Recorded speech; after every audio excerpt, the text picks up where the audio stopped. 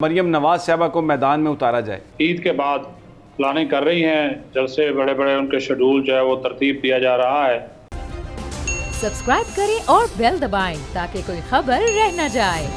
मरियम नवाज साहबा को लॉन्च किया जा रहा है, प्लान किया जा रहा है कि अगर इमरान खान ये जो धरना और जिस तरीके से वो जलसे कर रहे हैं उसको काउंटर करने के लिए अब मरियम नवाज साहबा को मैदान में उतारा जाए।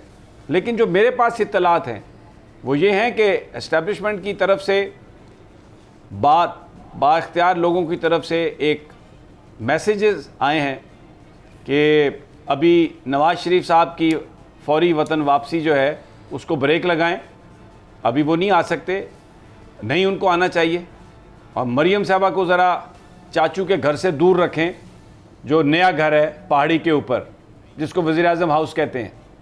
आपके पास क्या इत्तलात हैं सदीक साजिद साहब?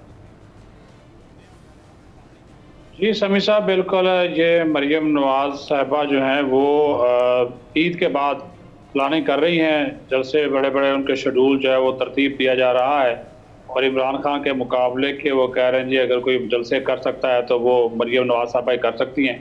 ये बात ठीक है, उनको जो पहाड़ी के ऊपर घर है वज़ीर आज़म हाउस जिसकी वो सैर कर रही, चाचू से भी पहले कर आई थी, अब उनको कहा गया कि ज़रा इससे थोड़ा सा फासला रखें।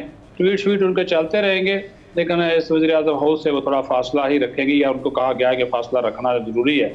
बाकी चूँकि वक्त का मैं मोटी मोटी बात आपको बता देता हूँ। ठीक है, नवाज शरीफ फौरी तौर पर नहीं आएंगे, उनकी पहली कोशिश ये है कि वो सफारती पासपोर्ट हासिल करें। आज इस्लामाबाद हाई कोर्ट का तो आप फैसला जो है वो देख लिया, उनके ऊपर कोई कदगर नहीं है, तो वो पासपोर्ट उनको आइंदा 1 से 2 दिनों में जो है वो हो सकता है कि मिल जाए और उसके बाद वो जाना चाह रहे हैं आखिरी अशरे में सऊदी अरब, और उसके बाद फिर ईद के बाद वो जल्दी वापसी नहीं है कि वो फौरी तौर पर ईद के बाद यहाँ पे वापस आ जाएंगे।